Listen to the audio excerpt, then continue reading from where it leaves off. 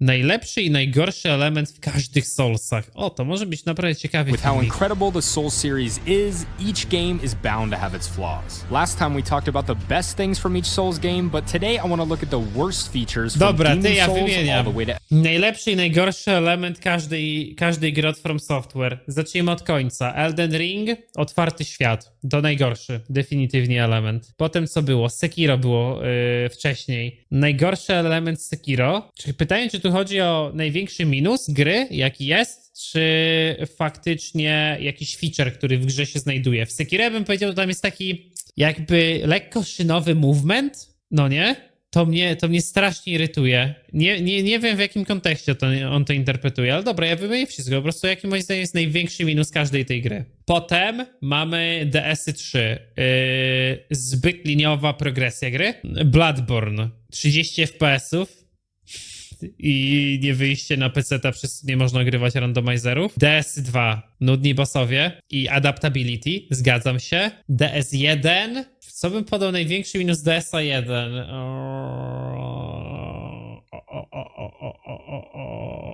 Słaby balans pomiędzy innymi brońmi. Druga połowa, nieskończona druga część gry. To się zgadzam. I Demon Soulsy, brak systemu estusów. Elden Ring. And once again, there's timestamps for each game if you need them. Starting with Demon Souls, we have the boss fights. Understand that my first Souls Mały game was moveset Dark w Souls 3. DS1. Ja wam powiem tak, widzowie, okej? Słuchajcie tego. Jak twierdzicie, że DS1 mają mały moveset, to se zróbcie kurwa hitlessa. Serio.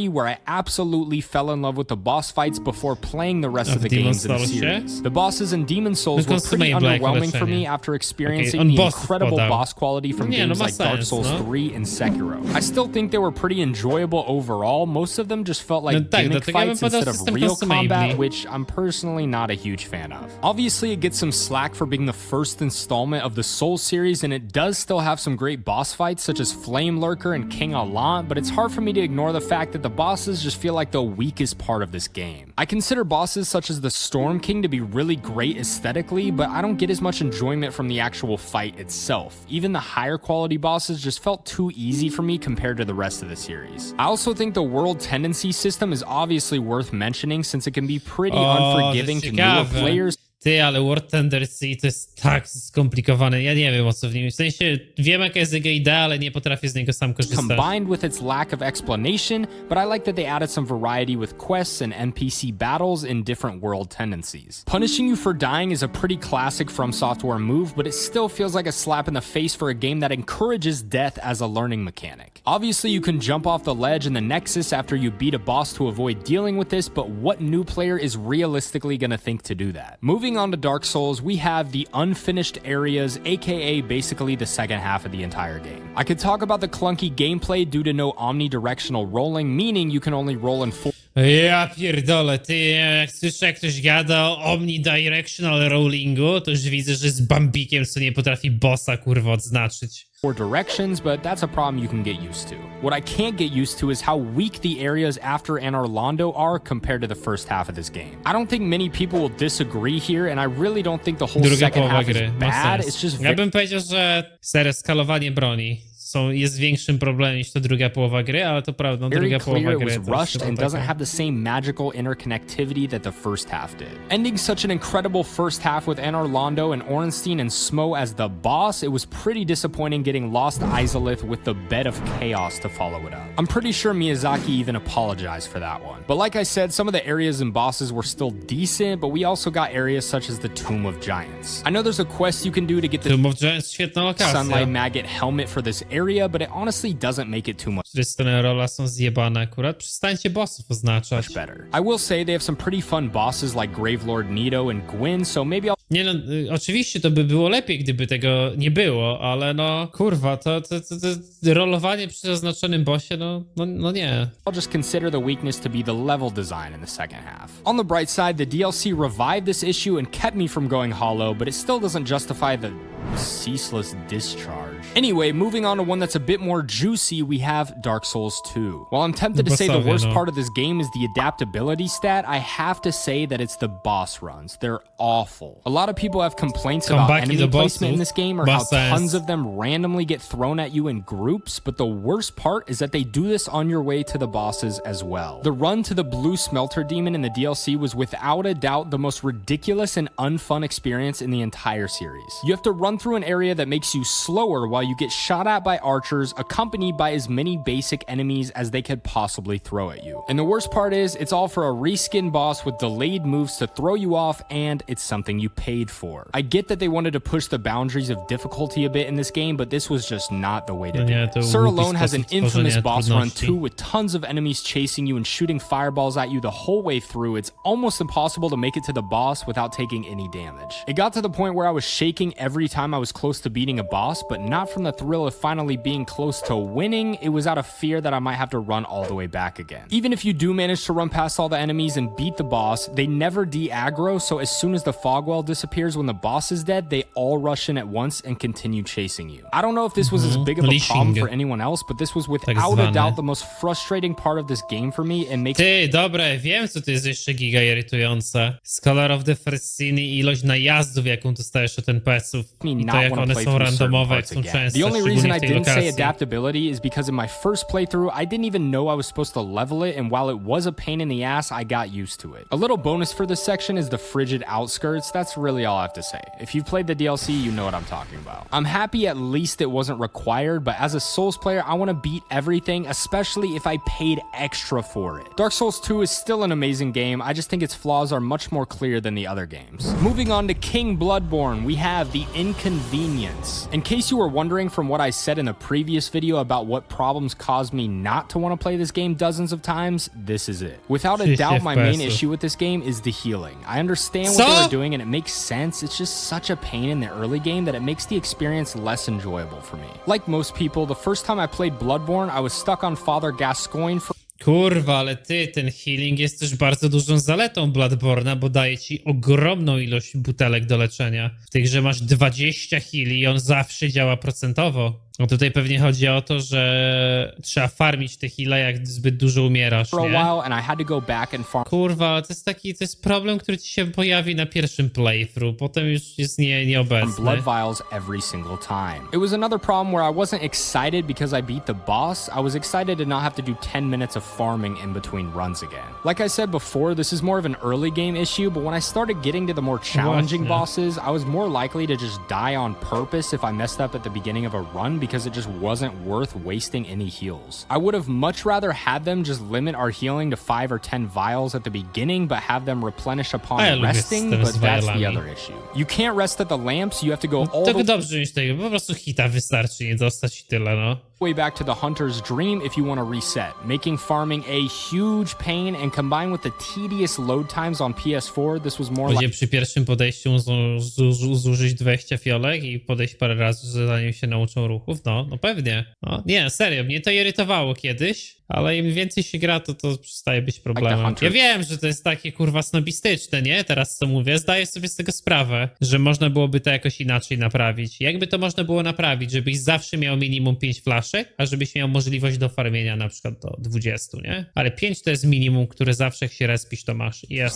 The same issue goes with bullets, and while this system seems a bit more practical for that aspect, it still caused some hesitation when parrying. I know that they said all of this was designed for a reason, but it doesn't mean that I have to like it. Other than that, I really have no problems with Bloodborne besides the obvious 30 FPS cap, but maybe one day. I think enough people have complained about it by now. Please just remaster the game FromSoft. Next up, we have Dark Souls 3. My reason here is going to contradict myself from other videos, but it's the linear level design. This wasn't a huge problem for me personally, but the level quality also suffered a bit as... To jest niesamowite. Zobaczcie, że gracze Dark Soulsów wszyscy podają te same wady tych gier. I co najlepsze, gigafani Dark Soulsów tworzą videosy na temat tego, jakie są wady tych gier. To jest to jest taka dziwna społeczność. A weź stary, bądź fanem Diablo i nagraj materiał, co ci się w Diablo nie podoba. To cię ludzie skurwią, a tutaj ludzie piszą tak, byczku, +1. As a result of this. Meaning, most of the levels in the beginning weren't great, and I think at least if they had a bit bądź fanem Star Citizena i coś napisz, no more bez branching kitu. paths and shortcuts, they would have been a bit more enjoyable. I don't have a problem with the levels being more straightforward since I found myself lost a lot in the other games. Serio, to jest jeden z niewielu gatunków, gdzie szczerze się gada o problemach tych gier. But I didn't like how much they strayed away from their original level design philosophy. I think they picked it up a bit after Abyss Watchers, but it was just hard for me to enjoy the lesser quality levels knowing there weren't really any other paths to take. Aside from this, I have to mention the fan service since I know a lot of people were upset about this when the game first came out. I didn't have a ton of issues with it, but Dark Souls 3 was also the first Souls game I played. Going back, I can see how people were annoyed by this, but I think it was a really good way to end the Dark Souls series, and the DLC more than made up for it. I do think it was a little bit too easy to R1 spam through most of the basic enemies as well, but it didn't really hurt the game too much, especially since the bosses weren't affected by this. I think it's probably the best starter Souls game for a newbie, maybe even more so than Elden Ring, and it just kind of... No nie, co on gada, stary, że DS3 świetny starter i może nawet bardziej niż Elden Ring? Ej, zagranie w Elden Ringa jako pierwszego Souls-like'a to jest największa krzywda, jaką sobie można wyrządzić, serio. Masz tak wypaczoną wizję na Souls-like'i po Eldenie. Felt like that's what they were going for. Also, since it was the one that got me into the series, it's hard for me to hate on it too much. Moving on to my precious baby, we have Sekiro. This is honestly the closest thing we've ever had to a perfect game in my opinion, because I really can't think of No nie, no brak RPG-owego systemu to jest największy problem z Sekiro. Brak możliwości wymiany broni. Ale jeżeli nie bierzemy tego, no to moim zdaniem movement jest taki... Chłop, jakbyś po kleju biegał. Strasznie nie lubię movementu z Sekiro. I know a lot of people have issues with the lack of build variety and the game forcing you to play a specific way, but the game just wouldn't work with anything else. I do wish they added at least a few different weapons, even if they were just for New Game Plus, like the spears that some of the enemies have, but this didn't bother me too much. Like I said in the previous video, a super heavy strength build or magic in this game just wouldn't work due to the flow of combat. The real biggest problem I have with this game is more of a personal thing, but if you'd rather me point out a specific problem, I could say the spirit emblems because I think they should just be free. Finding these in the world is a pain and money isn't super easy to come. Spirit emblemy jakby były darmowe, to przy Mortal Blade'zie to byś przez każdą lokację byś się totalnie, chłopie, przypalał Mortal Blade'em. Nie, to by strasznie grę ułatwiło. Across if you want to buy them, and not to mention the price actually goes up the more you buy. This made me not want to experiment with prosthetic tools to serio, to nie ma sensu moim zdaniem. To musisz ponieść koszt tego, że te emblemy chcesz używać na bossie. Skills as much because I was too concerned about running out of spirit emblems. And it's not like you can use an infinite amount of these. I believe you can only get a max of like 20 per life, so it doesn't make sense why you would need to buy them. That's more of a nitpick, and I'm sure they had their reasons, but my real issue with this game is the learning curve. It is impossible to get anyone into this game without them completing basically the first half, and then it just starts to make sense. It might be because I couldn't get out of my button mashing habit from the other Souls games, but it took me 3 attempts of trying this game for me to finally get into it. And even then, the combat didn't click. Ale to prawda, ale w tym learning curve'ie to on jest jeszcze tak obrócony, bo ta gra jest diabelsko trudna na początku, po czym staje się diabelsko łatwa.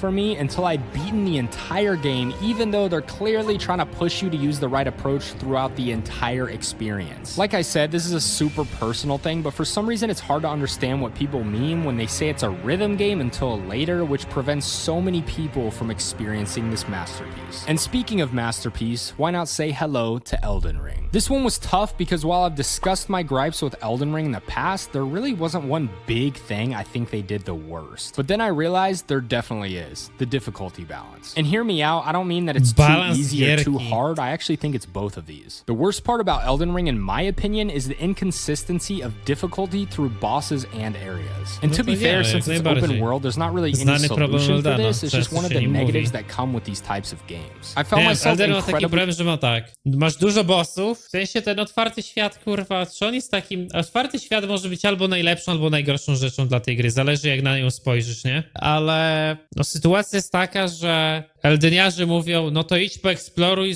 zabij tych bossów. Zabijasz tych dodatkowych bossów w dungeonach, to ci mówią tak, to nie są bossowie, to są jacyś elitarni przeciwnicy. Co z tego, że mają pasek na dole, to nie jest boss. Ci bossowie są giganudni. Dochodzenie do tych bossów jest związane z dungeonami, które się po prostu, no jest ich 3 różne typy i się nudzą. No po prostu bardzo szybko się nudzą, staje się to męczące, nie? Ale znowu jak zabijesz tych bossów, to się nafarmisz levelami i strywializujesz sobie resztę gry. I wtedy ludzie mówią, ale czemu ty robisz taki build? Zobacz, jaki ten boss jest teraz prosty. Tak jakby nie ma optymalnego przejścia Elden Ringa, żeby go sobie jakoś właśnie nie rozwodnić. To jest problem Eldena. No bo w DS-ach, no to jest proste. No biegniesz przed siebie, nie? Biegniesz stary przed siebie, no i jest. I zabijesz bossów. Zabijesz bossów, większych przeciwników. Sekiro zawsze będzie w miarę ciężkie, prawda? DS3, Bloodborne zawsze będzie miał jakiś odpowiedni poziom trudności. Elden Ringa to tak. Albo go zepsujesz totalnie, eksplorując w otwartym świecie, albo się przelewelujesz, robiąc bonusowych bossów, albo musisz zrobić SL1, albo użyjesz summonów, co też ci strywializuje grę całkowicie, no i tak kurwa z dwóch stron, nie? No i masz te dwa wilki w sobie. Ostatnio grałem całą grę, to specjalnie sobie zrobiłem region locked, chuja to dało i tak wszystko na bombie. No tak jest, no. Ale zrobiłeś region locked, że zrobiłeś wszystkich bossów i dopiero przechodzisz do kolejnego? Czy że zabijając bossów w tym regionie możesz tylko zebrać rzeczy z tego regionu, przez co na przykład nie mogłeś zrobić Godrika na broni lepszej niż +3. Ale to nic nie daje. Upgrade tylko, ale to nie, to chłopie Godrika na broni +3 to i tak ściągasz na jedno combo, stary Bloodhoundem. To nic nie zmienia. To są takie OP rzeczy. Disappointed when I went through a dungeon I didn't find until the later game just to one-shot the boss in 3 seconds. It would have been cool if enemies and bosses scaled with your level a little bit, but then it would have defeated the purpose they created for new players to be able to leave and come back when they're a higher level. To jest, słuchajcie, to jest ściana, to jest, w którą wpadł Elden Ring. Jakby są dwa elementy gry, które są teoretycznie ciekawymi elementami, ale sobie przeczą, problem nie? with the difficulty goes both ways. There are extremely broken weapons in the game that make it significantly easier, and some weapons that aren't even really viable. Nothing in this game is a challenge if you use rivers of blood the whole way through, but that's fine, that's your choice. The real problem is the spirit summons, another thing that is supposedly your choice, but not really. Do you think they designed the Godskin duo assuming everyone would want to fight them fairly and get stomped on over and over, or do you think they designed them in hopes that you would use a summon? That's why the difficulty balance feels a bit strange sometimes, because you feel more forced to use items to help you than you normally would. This wasn't a huge issue in Elden Ring, but it was definitely the worst aspect of that game. Zgadzam się. No, bez kitu, to jest jedyna społeczność, która otwarcie mówi o problemach, nie? Tych gierek otwarcie i wyjebane w to mają. Dobra, siadamy kurwa do tego treningu, do tego widzę no hita. Chyba kurwa tak, nie?